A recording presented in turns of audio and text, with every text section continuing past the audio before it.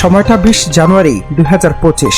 ছাত্র জনতার অভ্যুত্থান ও ৫ আগস্ট শেখ হাসিনা সরকারের পতনের পর সংস্কারের আলোচনায় আসে আইনশৃঙ্খলা বাহিনীর পোশাক পরিবর্তনের বিষয়টি। প্রাথমিক হিসাব অনুযায়ী বাংলাদেশ পুলিশ ও বাংলাদেশ আনসার এই তিন বাহিনীর পোশাক বদলাতে খরচ ধরা হয় প্রায় ৩০০ কোটি টাকা, যার মধ্যে শুধু পুলিশের জন্যই প্রায় ১৫০ কোটি। কিন্তু বাস্তবায়নের পরপরই সামনে আসে আপত্তি। নতুন পোশাক নাকি মাঠ পর্যায়ে গ্রহণযোগ্য হয়নি খুব একটা, তাই পুরনো পোশাকে ফিরতে চায় পুলিশ।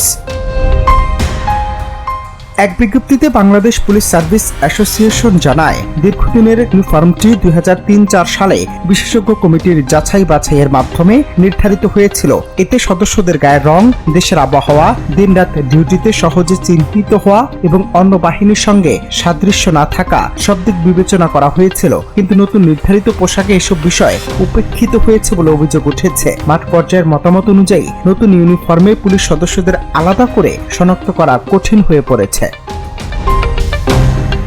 সংগঠনটির দাবি, তড়িঘড়ি সিদ্ধান্তে নিয়ে এই পরিবর্তন বাহিনীর অধিকাংশ সদস্য সমর্থন করেন না, বরং তারা পুরনো পোশাকই ঐতিহ্য, শৃঙ্খলা, পেশাদারিত্বের প্রতীক মনে করেন। পাশাপাশি দেশের বর্তমান অর্থনৈতিক বাস্তবতায় শত কোটি টাকা ব্যয় করে পোশাক বদলানোর বদলে আধুনিকায়ন, যানবাহন ও লজিস্টিক সহায়তায় বিনিয়োগকে বেশি প্রয়োজনীয় বলে মনে করছে বাহিনীটি। এখন প্রশ্ন, সরকার কি শুধু অনুরোধ বিবেচনা করবে নাকি সংস্কারের পথে অটল থাকবে?